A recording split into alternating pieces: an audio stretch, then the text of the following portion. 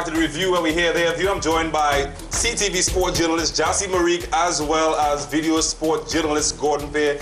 And we are discussing the big topics in sport.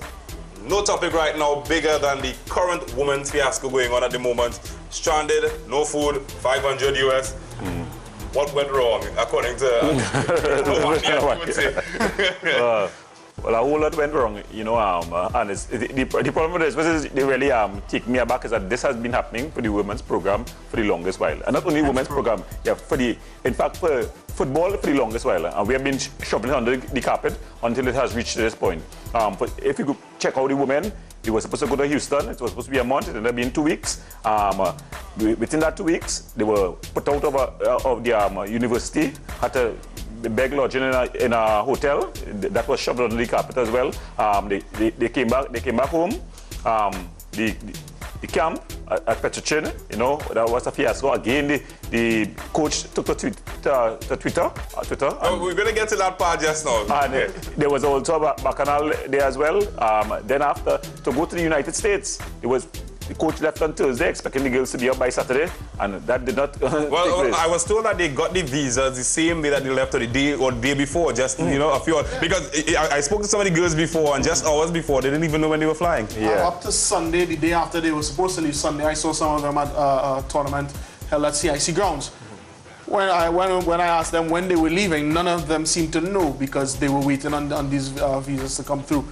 They had scheduled appointments at the embassy for Monday morning, and hoping to get through. You know, the visa process is not an easy one. Hoping to get through, they had no idea at the point in time of what their situation was, which is in itself unacceptable. You can't have players not knowing when they are supposed to leave, not knowing when they are supposed to come back. It's just a total mess. How big of a travesty is this? No, it's a very huge travesty, and I think it's one that we went to a press conference this morning where the president tried to address it, you know, and of course you all know that Roman is one of my favorite presidents, you know, but I think he dropped the ball. Hints of bias coming in there? No, I think he dropped the ball in trying to explain the situation. If I was the president at that point, I would have said sorry. Hands up. Yeah, I would have said sorry. This will not happen under my watch again. I would have had an investigation, and then just about a week or 2 weeks, somebody here would have had to rule. Somebody has to rule for this, and he's saying that he's an executive president. He went on to explain that, and that there's somebody who's in charge of the operation. The operations person in charge of the TTFA needs to go, and he needs to go now. No, he's making he or she. Yes. No, he's making a big assertion there. In fact, calling for something really huge there. Do you agree with that? To a certain extent, it is not an issue. Or this opportunity, this instance is not one where you can afford to sweep it under the mat, as we've done in previous instances. As Mr. Timke himself pointed out, there was, and in his own words, there was a man before with deep pockets who could have made these things go away. This time, it reached the public, it reached the world through Mr. Waldrum's tweets. And it cannot be allowed to just die out and fizzle out and die a natural death. Something has to happen to ensure that somebody or some group of persons are held responsible for what has happened. Is he just passing blame? I mean, who's really responsible here? Is it really the Federation, the Ministry of Sport? Who's to blame right now? I think Trinidad and Tobago is to blame for the mere fact, as Gordon pointed out, the players operated under duress for more than since before the Caribbean tournament. They went to the US with a plan to camp there for a month. It did not materialize. Why? We know, to describe and explain why the TTFA is broke is a whole other program, James. We know the TTFA is broke. Nobody is coming forward to assist sport on a whole, but in this instance, football in Trinidad and Tobago. Nobody in corporate Trinidad and Tobago, no private citizen. When it comes to international recognition is when you see people commenting and you see people ready to donate as though this is something new. It is not a new situation for Trinidad and Tobago football or Trinidad and Tobago sport. So in my opinion, Mr. Waldrum perhaps could have dealt with this differently. All right, let's jump. But now that he has, what is next? Let's jump into that whole battle there. Was his Twitter rant justified? You know, what he did, getting it out there, I want to dive in on this one. And the girls have definitely, they are in full support of their coach. You know, that's the feedback coming up. But I am saying, as a coach, an international coach, is unacceptable. Getting into a major tournament. Having done it already before. But if he hadn't done it, what did he think no, solved? And I think nothing is being solved in reality. I am thinking nothing is being resolved. What is it? It's a major PR fiasco here. And what has happened? He's doing a bit of a Mourinho there because he has already gotten a get out of jail free card. If the girls qualify, he's the hero, and we'll have ESPN 30 for 30, a little documentary. And if they do not qualify, he would say, I was not given the tools to operate and get out. I think. Won't he be right in saying that though? I am saying when he took the job, he should have researched carefully and found out what he was getting himself into, so that he would not have reached the stage where he would have to tweet. He would have had an idea, he would have known how much leeway he had, he would have gotten the history that these girls have been going through that for 10 plus years. But Gyasi, do you believe that he knew that it perhaps was that bad? I mean, you could think, he said that. In one interview, he did say that he knows all about the situation. He knows that we are starved for resources in Trinidad and Tobago. But his approach is not to accept that this is how it is. He did indicate in speaking to me once that he wants to change things. Whether or not he has gone the correct path in attempting to effect this change is another discussion. I don't think he has.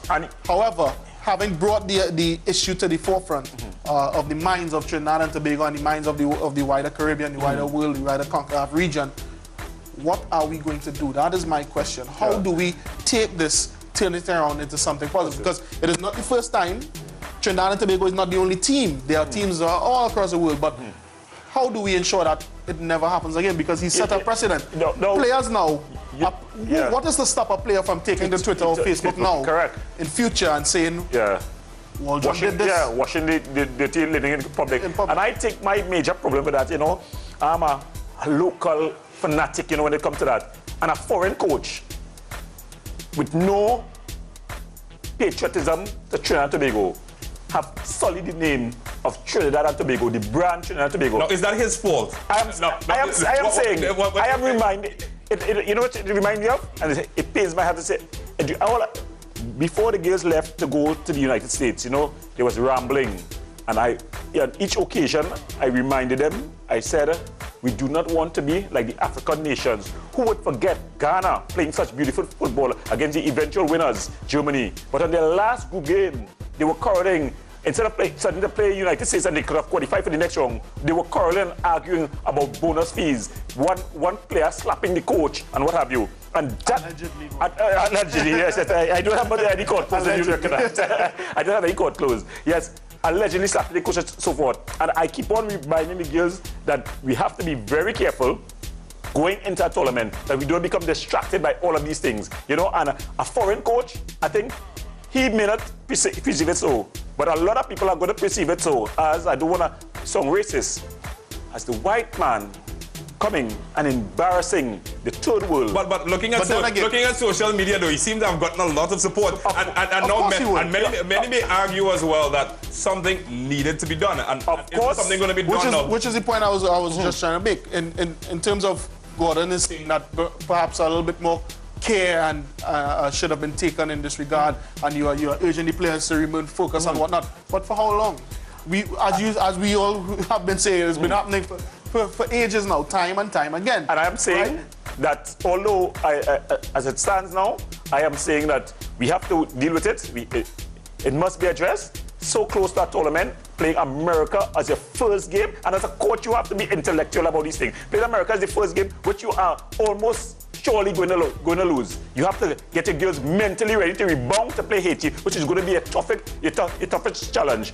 If those girls go into that American game and are wiped out because of this fiasco and what will be going around on the social media, included with the pressure of going to beat Haiti. Haiti will be beating Guatemala, which most likely will win and be coming in on a high. We are talking about a total mental breakdown, and Trinidad and Tobago could find themselves looking in and saying that was our best chance. I am saying that, of course, the coach, he has my support in terms, it has gone on too long, something needed to be done. The method that he went about doing it is totally unacceptable. And I am telling you, I am deeply hurt.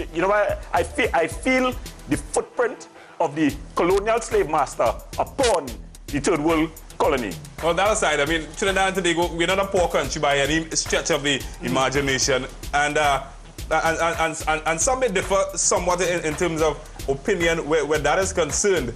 But how mentally prepared can you be, Gyasi Merrique, if you're hungry?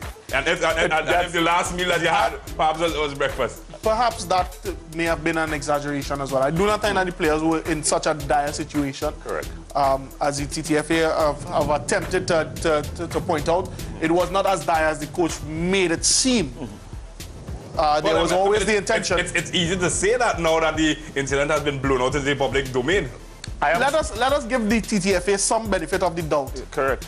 I am saying... And say that we cannot in no right mind they would send a group of 13 players to make a total group of 20 with $500 and no intention of increasing that grant or whatever you want to call it. Let us give them the benefit of the doubt and say that.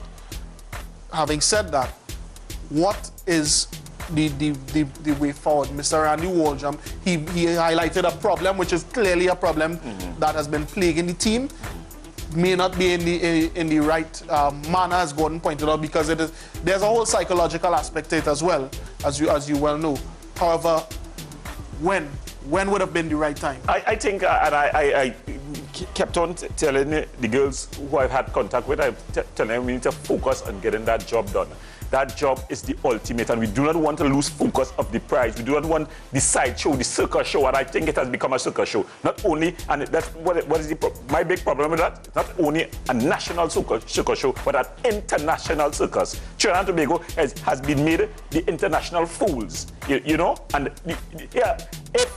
what is hurting as well, if Marlon Charles had tweeted that, the response would have been totally different. The reason why they got that great response is because Randy Waldron is an international coach with an international appeal, and therefore he was able to gather responses that you would not get ordinarily. I am saying I'm glad for the responses and what have you, and of course at the end of the day, we with the Christian believe that all things work together for the good of those who believe, you know. But I am saying at the same time, it was totally unacceptable for an international coach with an international team. You know how many problems we normally have on international teams that are dealt with? There is he can not tell me that there was not a better way to deal with this. And of course, some of the players who would have been antagonistic towards the whole situation, they will jump on that bandwagon, and sometimes it works positively for you. You know that your team bands together and they play for their coach, play for that jersey, and they love their coach, and that is good. But at the same time, I'm saying I cannot accept the name of Trinidad and Tobago. And I have said it before, when on other matters in Trinidad and Tobago football, I do not care about the 22 players who play.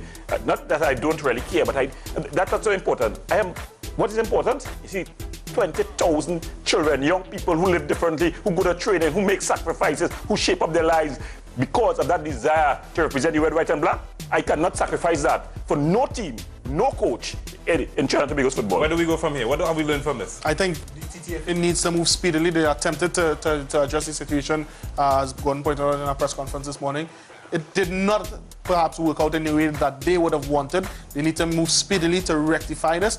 And the other stakeholders in Trinidad and Tobago football need to also make up their mind on where they sit on this matter. Are they on the fence, or continue to straddle the fence and support $10,000 at a time per tournament? Or will they come forward and really and truly make a genuine and meaningful commitment to the future of Trinidad and Tobago football, which is not just a matter of seeing the red, white, and black playing TV. It is the little boys and girls coming up out of the ghetto, the little boys and girls who are looking on at this and saying, I don't want to represent this team if I will be going away from my family for weeks at a time and to starve. Definitely. That is the... All salute there to Gyasi Merrique there. That is what we need to address, and we need to spin it around very quickly to get on the right path. Very powerful words there by Gyasi Merrique. Well, we're going to take a short break, come back with some more. You're in the review where you just heard their view. Keep it locked.